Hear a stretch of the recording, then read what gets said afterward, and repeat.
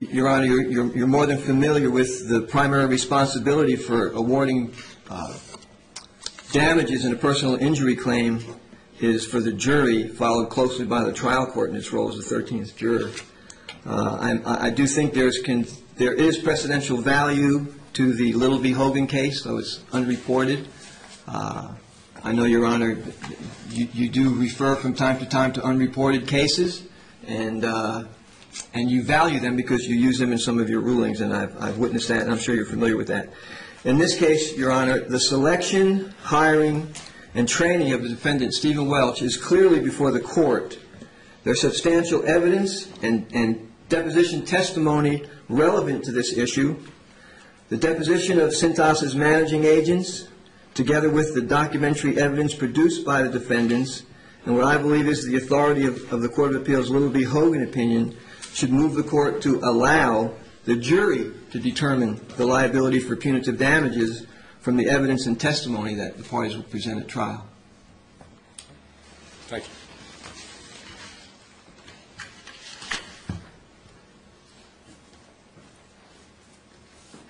For the record, Your Honor, I have to object to Mr. Marshall's reply. It was not timely served on me. Remember to introduce yourself. Sorry, Your Honor. Julie Carol Elkin of the Nashville Bar. There's absolutely nothing here that's new. This is the same argument that Mr. Marshall has been making over several motions. We'd ask that it be denied. Mr. Marshall, anything further? Yes, Your Honor.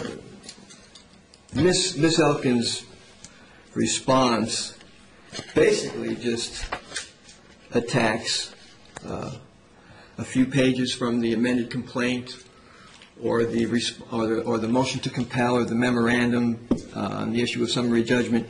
She really doesn't get to the issues or the matter of fact or the matter of law at hand at all. If it had not been for the court making the distinction which I gleaned that my argument was deficient because Little v. Hogan had created some three-prong necessity to one's moving forward with a punitive damage claim. It's my position, Your Honor, that not only does the Little case bear a relationship to the case at bar, but that the facts alleged by Plaintiff Marshall are supported by material evidence and the defendant's deposition testimony, and that these facts undeniably mirror the factual allegations that the plaintiff's Little rose in their trial case, and that these issues were reserved by the Court of Appeals for resolution by the jury on the issue of punitive damages.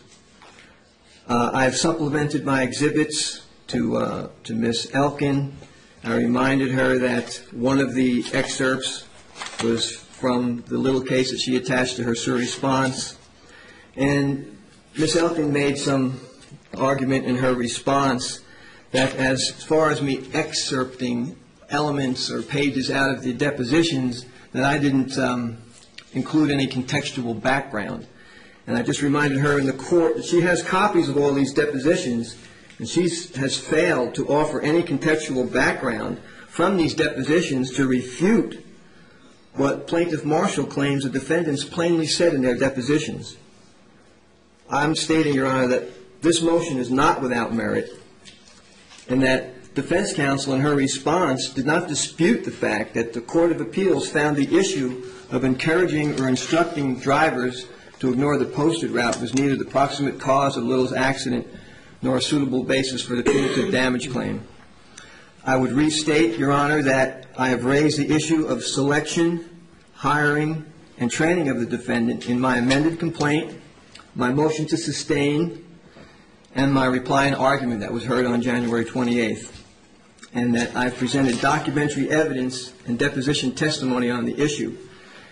I believe it's clear and undeniable that on October 11, 2000, Cintas instructed the defendant, Stephen Welch, to drive its commercial motor vehicle in violation of Federal Motor Carrier Regulations 39121 and 39131. I'd further state that the contributory nature of the vehicle weight and load weight, which I raised during defendant's depositions, will neither diminish nor add any weight to the evidence presented on the issue of selecting, hiring, and training of the defendant, Stephen Welch. I believe, Your Honor, the jury should be allowed to weigh and preponder the evidence and testimony on this issue of Cintas's selection, hiring, and training the defendant and the vehicle weight and load weight, subject to the clear and convincing evidence instruction required before the jury determines Cintas's liability for punitive damages. It's my position for the court to limit the weight that the jury can give to the evidence and testimony on the disputed issues of material facts upon which this plaintiff bases his punitive damage claim, prejudices the plaintiff, and results in half justice. I'd also like to remind the court that at the last hearing we were here, there was a minor sub-issue, for lack of a better word, dealing with a memo that was drafted 6 days after the accident. In this memo, the three of the managers, it was the general manager, the fleet coordinator, the branch manager, and the driver, signed a memo indicating that, in their opinion, Mr. Welch was at fault for the accident. I'd asked for everything in Mr. Welch's file. Somehow, we have not determined this got misplaced. And I was put through, I don't want to say the agonizing ordeal, but I was put through, had to go through all the motions and jump through all the hoops to prove to the court that Cintas was liable, when they knew from 6 days after the accident they were liable. In fact, they went out and further charged their driver $250 for being at fault in his first accident. To me, Your Honor, that seems like that's a punitive act for this corporation to take out on a driver who probably makes about $400 a week. And I think that justice and equity require that Cintas also be subject to punitive damages based upon a decision of a jury of their peers. I have reviewed the file again and quite familiar with the facts dating back to July 18, 2003 was the first time Judge Gayden said that he found no basis for punitive damages. Every time the court has reviewed it, and there have been numerous times you have brought this back to the court's attention, I recognize, Mr. Marshall, that you disagree with our findings. The amended complaint that is before this court does not contain sufficient, and did not, when Judge Gayden looked at it, contain sufficient allegations to remotely support a claim for punitive damages under the guidelines of Hodges v. Tooth.